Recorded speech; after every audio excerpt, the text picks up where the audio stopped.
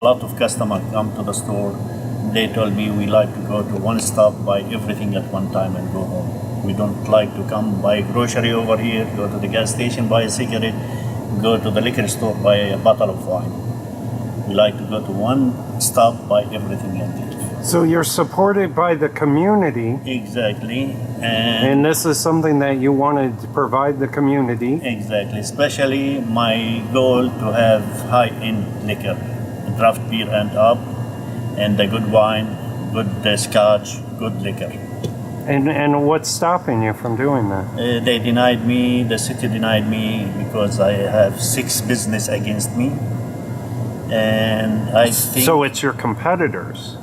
I don't know what business is, but I know it's Alberto Altimari restaurant. He closed. He been closed almost 3 years now. And he against me, and different people against me too. And I don't know about Mr. Chad Tumber if he against me or not, but I know his act looked like it's against me.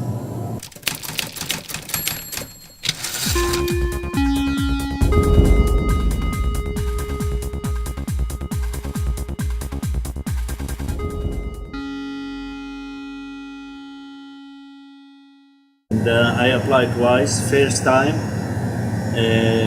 when I find out the community against me, I withdraw the application. I speak in the hearing, and like I say all the time, the community is a home, and I come to be part of the community, not against the community.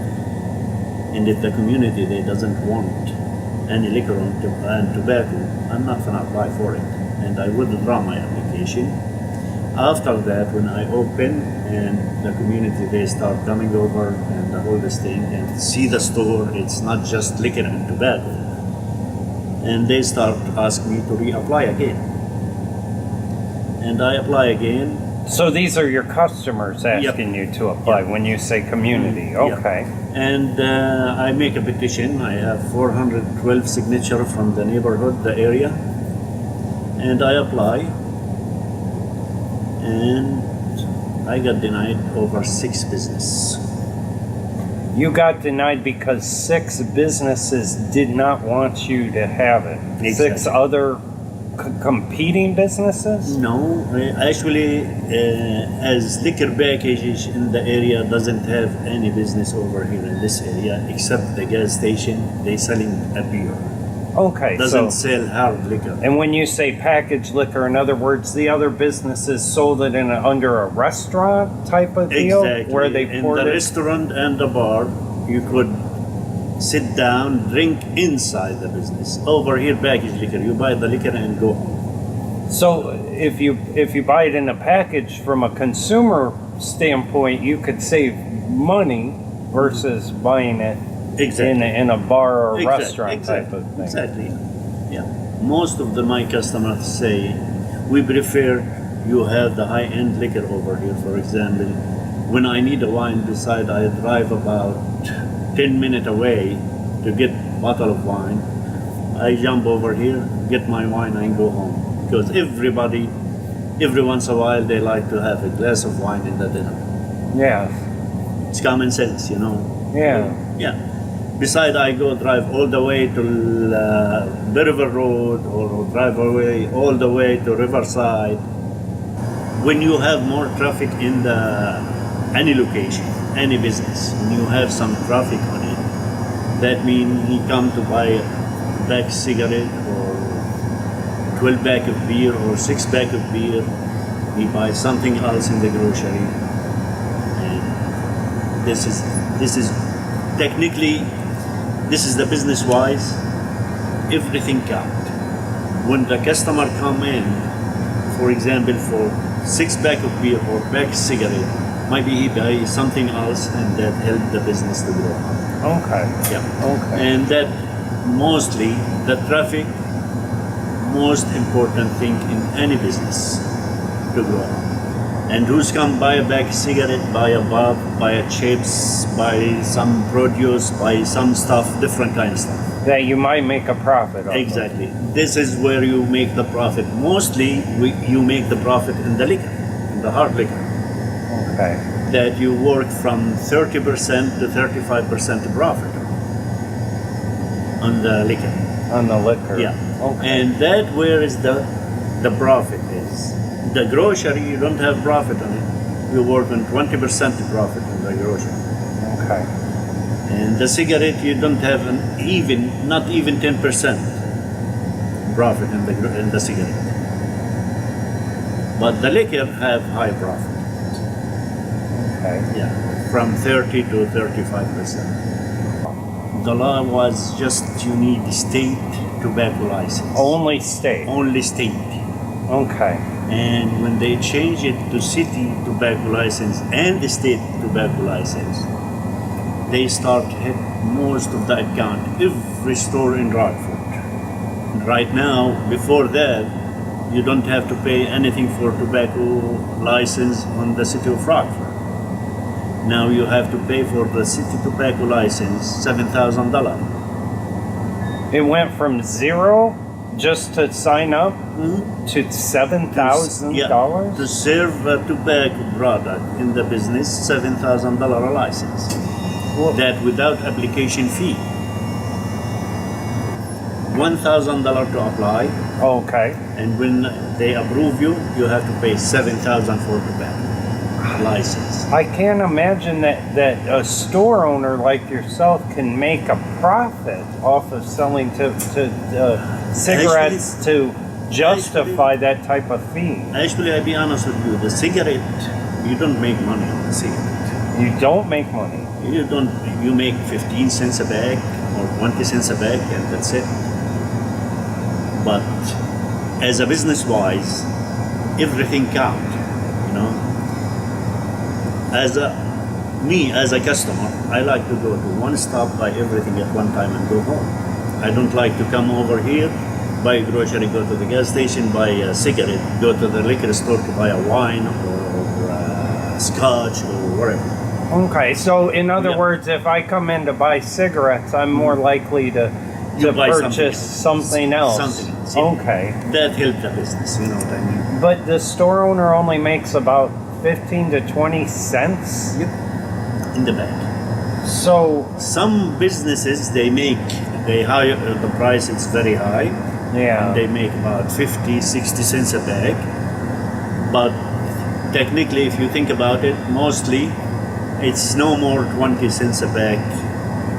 When I have the business and I have tobacco, I don't make more than 20 cents a bag. So even if you made 50 cents a pack, Still, it's not enough. divided by $7,000, you would have to sell 14,000 packs of cigarettes with knowing why they denied you, these licenses. What's your next step are you going to try again? It does cost money just to try, of course. And Are you the going second thing I find out, when I get denied, I cannot reapply again for liquor and tobacco till after 1 year.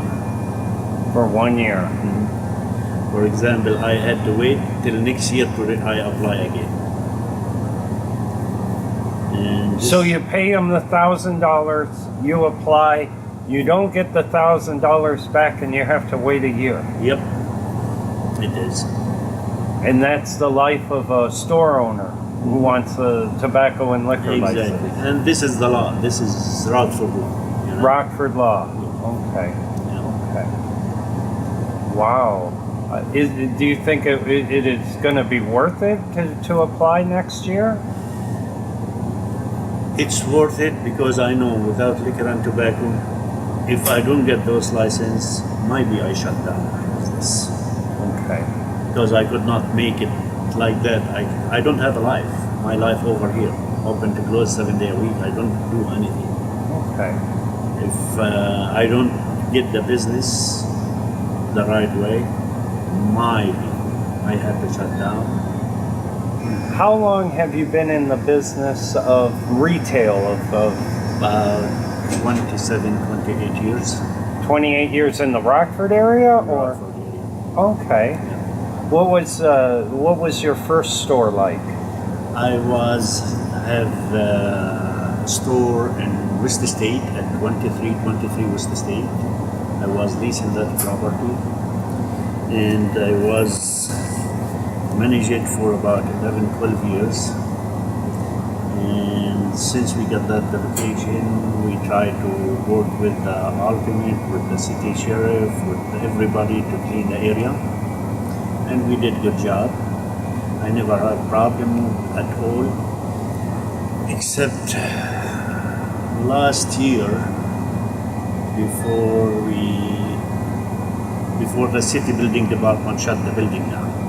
Now, having 26 years of retail experience, you had a store on the west side, the far west side. Yeah.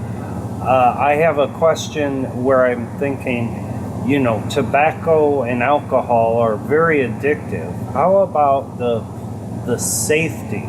Wouldn't that set you up to be, No, not necessarily.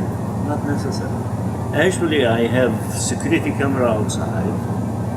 I have monitor. I've been watching all the time over here. And you have no fear of someone targeting you for that? No.